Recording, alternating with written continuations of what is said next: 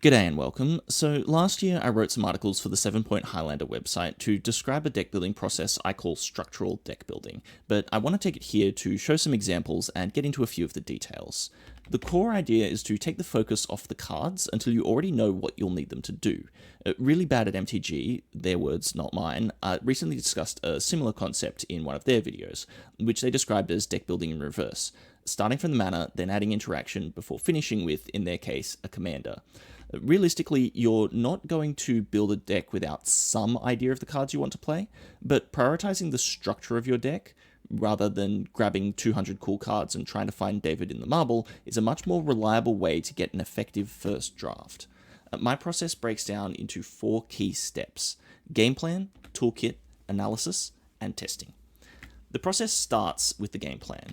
It starts with one sentence which describes what you want your deck to do. You'll keep coming back to this statement to inform the decisions you make for the deck. What do I need to do to support my game plan, and how does this change contribute to my game plan?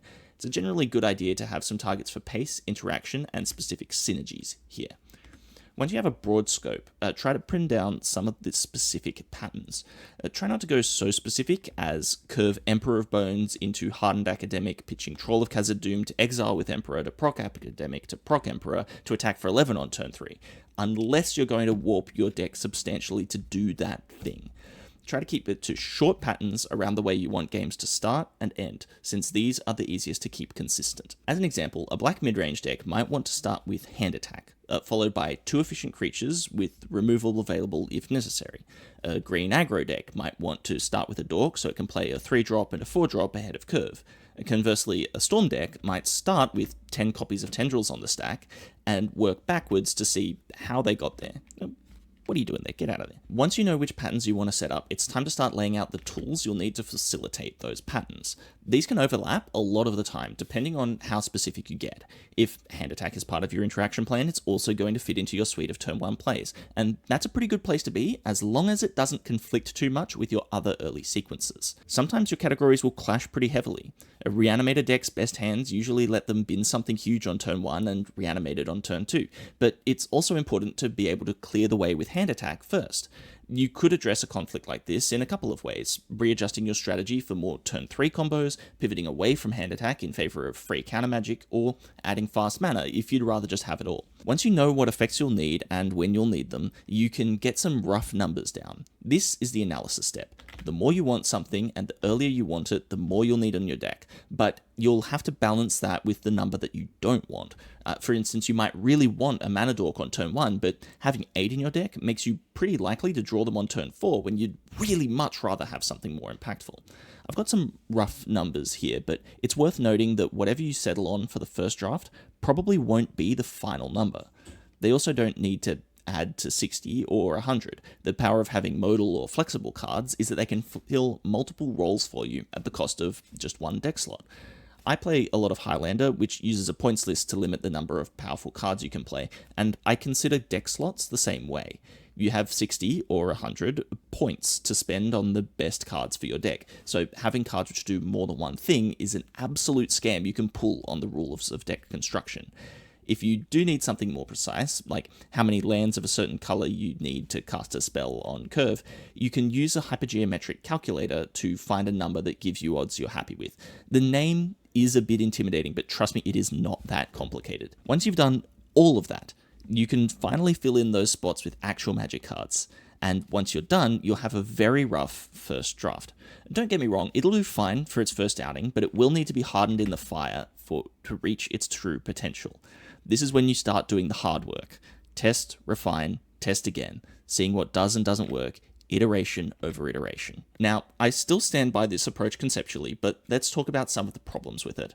First of all, there's no human being on the planet who cares enough to build their own deck from scratch, but isn't going to have a single card in mind when they do it. Frankly, to even propose that you forget about cards while deck building is ridiculous. I couldn't even do it while writing the article. It's also extremely abstract in a way that smooths over the interactions between cards within a deck and within a meta, which are the coolest part of Magic as a game. How do you slot a card like Ephemerate into a neat category when it's basically the only card of its type worth playing in a competitive environment? It's undeniably powerful, but what it does is different almost every time. The real crucial advantage of this technique is that it lets you test hypotheses. If you know your deck needs 8 copies of the rack to function consistently, you can very easily see if enough cards even exist to support what you're trying to do, or what trade-offs you'll need to make to get there. It also gives you a clear idea of what your goldfishes and mulligans should look like, so you can make tweaks to align the practice with the theory. I think this is a really valuable framework for new or unconfident deck builders to use as written at least once, but as you develop a stronger vision for what your decks will be, you should stick to the process less and less. I keep all of these ideas in mind when I'm deck building, but the orders and priorities shift around depending on the vibes of day. So now you've got an overview of my process, let's look at how I apply it specifically. Here's a recent deck I built for 7-Point Highlander, which I've been calling Duneblood. All you need to know about the format is that there's a list of pointed cards, you're limited to 7 points total, and it's 60 card singleton with a 15 card sideboard. I started out knowing that blue decks are both strong and popular, and at the time, the One Ring was the most underpointed card in the format. I wanted to play a mid-range deck with early pressure and hand attack to beat combo decks, and card advantage engines to sustain me in the mid to late game. This approach led me to quickly settle on black as a core. Nethergoyf and Moonshadow are extremely efficient threats, and I already mentioned hand attack. Red and green also have incredible sideboard options, especially against blue, but also tools for other creature decks. But those colors don't have the kind of independently high-impact threats I was looking for early in the game, so I brought in white for more gas and cheap removal.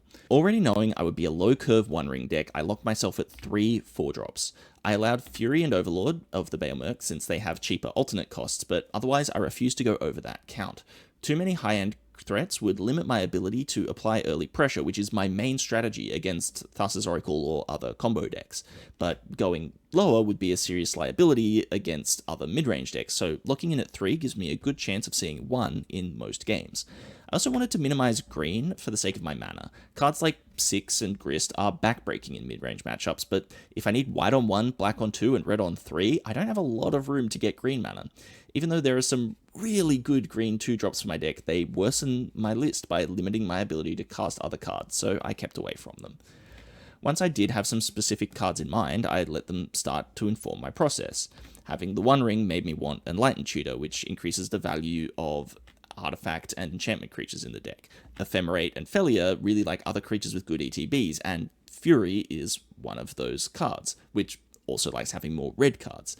Inti was in here for a bit, and because of that, I deliberately had more ways to discard cards. I also ran into a bit of conflict in my curve. I have 6 creatures I really want to cast on turn 1, but that's also a window that Hand Attack likes to sit in. The good news is that Hand Attack is also less good against other mid-range decks, which are very prevalent in my local meta, so I can move some Hand Attack to the sideboard to come in behind my early threats, and make sure I don't get combo killed after I have lethal on board. The result is a very streamlined deck, which can both get in early and grind for late. It does basically what I want when I want it to, and it's proven pretty effective when I've played it. It's not perfect at the moment, I'd really like to get some more red cards for Fury, but it's very clear what I need to do to improve it. Now let's talk about a commander deck.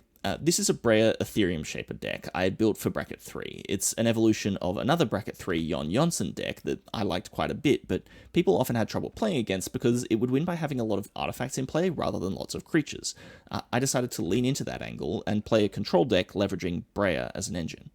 Because Breya can serve as removal as long as I have some rocks around for her to chuck, I immediately realized that finding removal for the main deck would be a much lower priority. Instead, I was going to be bottlenecked by cards and mana. As long as I could protect Breya and keep the resources flowing, she could take care of business. That's not to say there's no removal in the deck, but it's skewed towards Wraths and secondary options in case of emergency, as well as ways to hit problematic non-creature permanents and a couple of counterspells. Freeing up space in my deck gave me room to fit a huge amount of artifact-based card draw and mana acceleration to make sure Breya's always well fed. That's accompanied by a healthy dose of recursion, since Fracturing Gust is real and can absolutely hurt me if I'm not prepared for it. And even if they don't get fed to Breya, the eggs and such can serve as good deterrents for those kinds of effects, like, go ahead nerd, blow up my Terrarian Wizards Rockets, Chromatic Star, and Ica Wellspring. Surely I won't draw Wake the Past. Speaking of, the other thing it gives me room for is, for lack of a better term, combo pieces. These cards aren't here just to combo kill out of nowhere, but they're powerful synergy engines, and if you put enough of them together, eventually they're going to get out of hand. I could rely on Breya to slowly chip my opponents down, and I have, but I was going to play most of these cards anyway, and it's a bit more polite to be able to find a win quickly once I have the game locked down. The result is a deck that I really enjoy. It's more interesting than most control decks I've played in Commander, since I really need to pick and choose what to spend my mana on. At any given moment, I could take out one threat or a different one, or drop some more eggs, start draining people. It's also a lot more passable for newer players. They don't need to gauge every new card by how far I am from popping off. Breya is immediately annoying and draws interaction because she is messing with other people's stuff, not in the corner winding up a jack-in-the-box. So that's structural deck building. Again, I really suggest doing it once the long way to get a feel for the ideas it's designed to teach, but if part of that process doesn't work for you, don't feel like you have to stick to it. I don't know anyone who has a completely rigid brewing process, and if they did, I'm sure their decks would suffer because of it. Hop in the comments and let me know what sorts of things helped you develop deck building skills, and if there are any other topics you'd like to see me cover. Until next time, good luck, have fun, and may the best wizard win.